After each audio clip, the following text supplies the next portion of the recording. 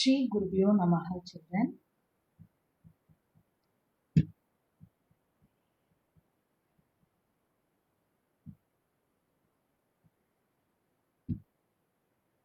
Today we are going to see the lesson Forms of Business Organization.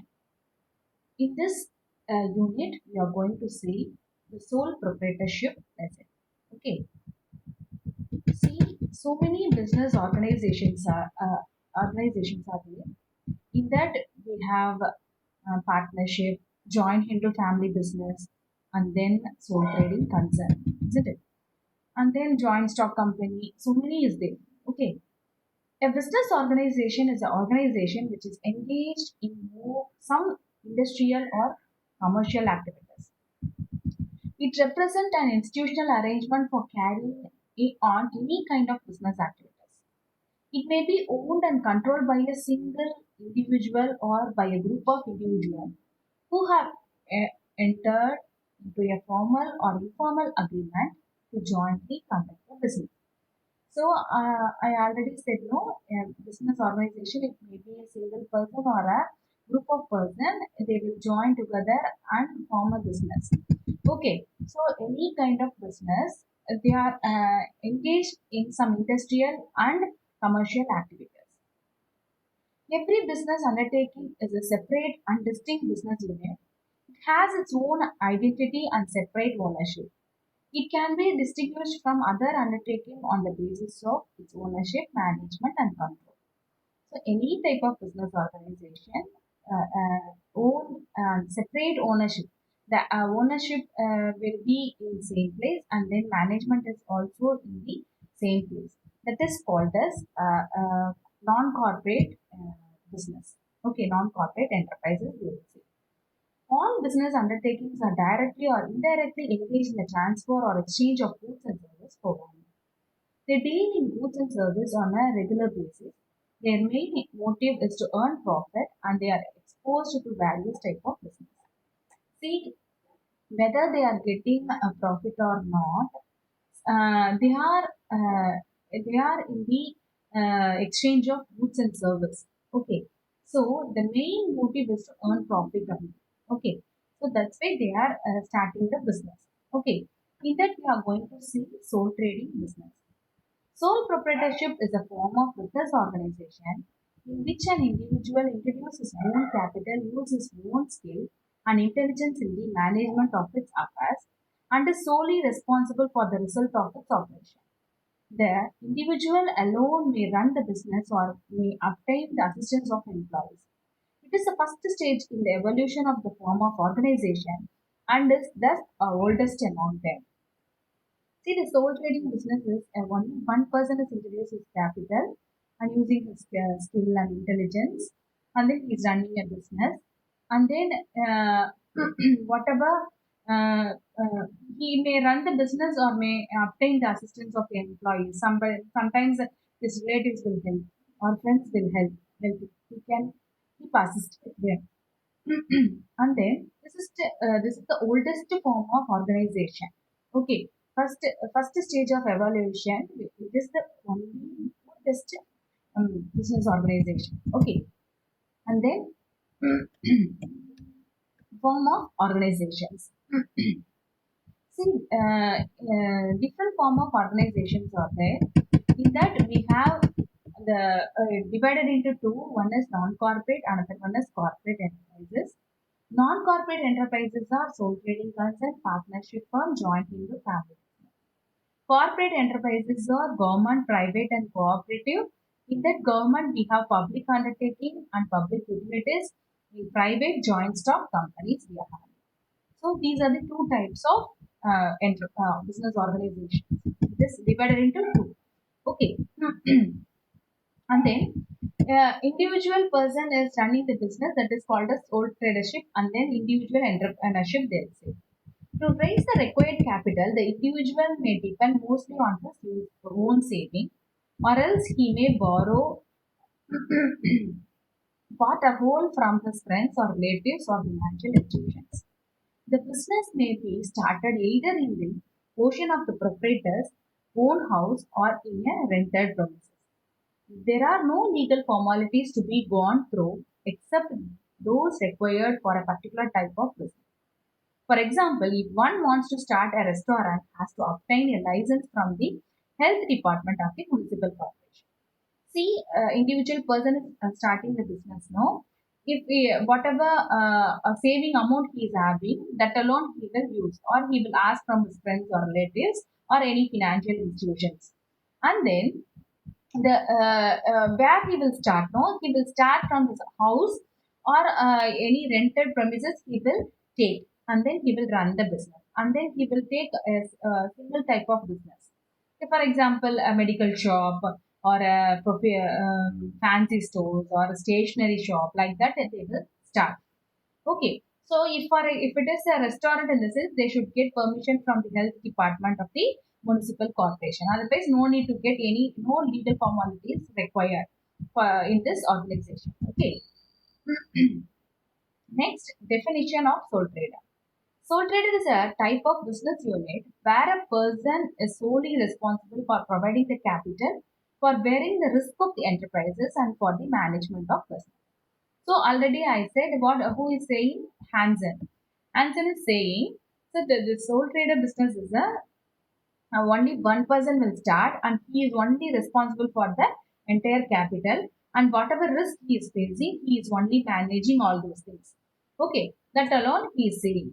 And then what Wheeler is saying, no, sole proprietorship is that form of business organization which is owned and controlled by a single individual. He receives all the profits and risks, all the property in the success or failure of the enterprise. What Wheeler is saying, no? So, whatever business transactions, whatever we are doing, whatever business we are starting, a single person only is going to start, isn't it? So, he is having all the controls.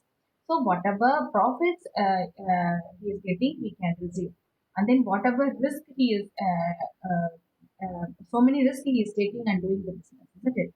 If it is a success, he will only will enjoy, and then if it is a failure, he is only bear the losses, everything, isn't it? So the Wheeler is saying like that. Next, we are going to see the characteristics of the business. The following are the characteristics of the sole trader. Ownership by one man. This is owned by single person. The sole trader contributes the required capital. He is not only the owner of the business but also manager of the entire affairs. See what the main characteristics is, only one person is running the business. He is only contributing the capital, and then whatever he is getting, he will only will affect, isn't it? So if it is a loss, he will only affect, and then if it is a profit, he is only enjoying, isn't it? And then freedom of work and quick decision. Since the individual is himself as a owner, he need not to consult anybody else. Hence, he can take quick decisions. So, no need to ask anybody else, isn't it? He is only person, he can take his own decision. He can easily take decisions also, quick decisions also. Unlimited liability. When his business assets are not sufficient to pay off the business debts, he has to pay from his personal property. If it is not sufficient, for example, he is running a business, the business amount is not sufficient in the sense he can put his own property. He can, he got from the outsiders, he got credit from the outsiders in the sense he can easily sold his own property and he can pay the debts. Okay, enjoying entire profit. He strives tirelessly for the improvement and expansion of his business and enjoy all the benefit of his hard work. So whatever he is putting all the hard work in the business now, so he is only to enjoy the benefits also. Okay. And then absence of government regulation. A sole proprietorship concern is free from government regulation. No legal formalities are to be observed in its formation, management, or in its closure. So if you want to start a business, no need to ask anybody else. No legal formalities are required. Okay, if you want, you can start. If you want to close, you can close it immediately. So you don't need to ask the government or anybody else. No separate entity. The sole trading concern comes to an end with the death, disability, insanity, and insolvency of the individual. So how it will come to an end if the sole trader is dead, if he is not able to continue the business, yeah, if he is mentally ill, or if anything happened to the sole trader only, the business will come to an end. Otherwise, it will continue. Maintenance of secrecy. Since he or she manages all the affairs of the business, the secrecy can be maintained easily. So he is the only one person, no need to ask anybody else, so that he can, no need to share with anybody else, so he can easily maintain his secrecy. Okay, do you understand, children? And then advantages and disadvantages. The following are the advantages of the sole trader. Easy formation. No legal formalities are required to initiate a sole trading concern. Any person capable of entering into a contract can start it, provided he has the necessary resources for it. If you're having enough resources, easily you can start the business. Okay, you can easily form. So no legal formalities also not there. No. So if you want, you can start it immediately. Incentive to work hard. There is a direct relationship between efforts and rewards. The fact that the entire profit can be taken by himself without sharing with anybody else induces him to work ceaselessly. See, whatever hard work he is putting, he will be getting the profit. So no need to share with anybody else. Okay, he can take his own. He can yeah, entire profit he can be taken for himself only. Okay, no need to share with anybody else. And then small capital. Small capital is an important as well as specific advantage of sole proprietorship. Sole proprietor can start business with small capital. So very little capital is enough. No need to put huge capital. Okay. If you want to start a business, you need only a small capital. That is enough for you.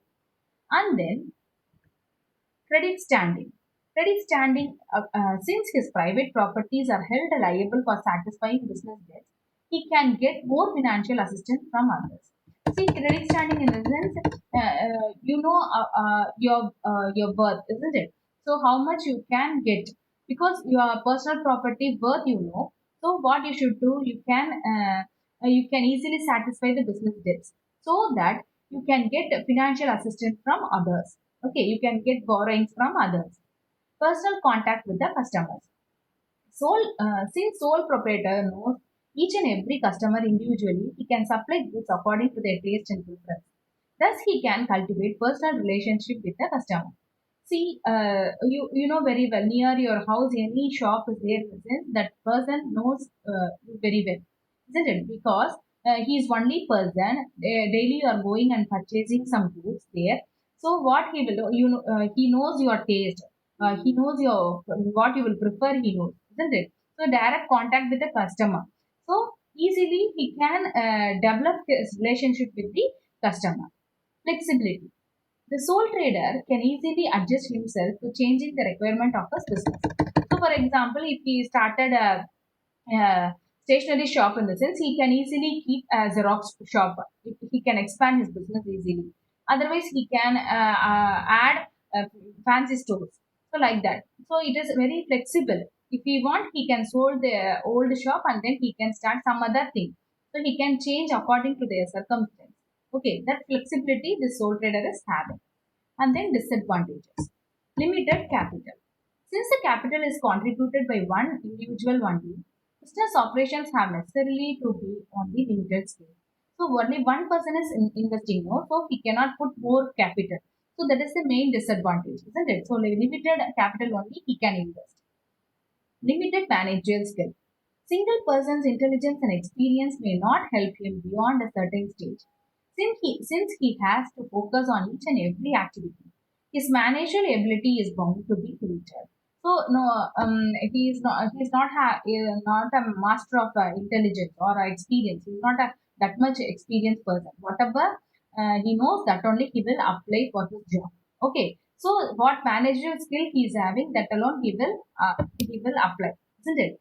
So limited managerial skill only that only one person is having, isn't it? Unlimited liability. The creditor have the right to recover their dues even from the personal property of the proprietor. In case the business assets are not sufficient to pay their debts, sometimes what will happen? He will get the loan from others and he run the business in the sense. If the business is not going properly in the sense, if he want to sell his own personal property and then he should pay his debts. Okay, so what will happen? He can lose all his savings.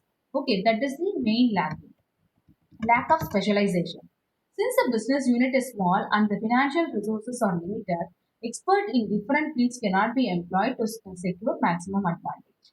See that it is a very small business, no. So he cannot keep any expert in this business. Okay, he cannot appoint anybody for any expert in this business because it is very limited resources only he is having. So he cannot keep any employee for this business. Any no experts he cannot keep. Okay, hasty decision. The sole proprietor is more likely to take hasty decision as he need not consult anybody else. Hasty decision in the sense wrong decision. Okay, he is not going to ask anybody else, no. So that's why sometimes he is taking a decision will be getting wrong. Okay, so wrong decisions he can take. Okay, that is called as hasty decision.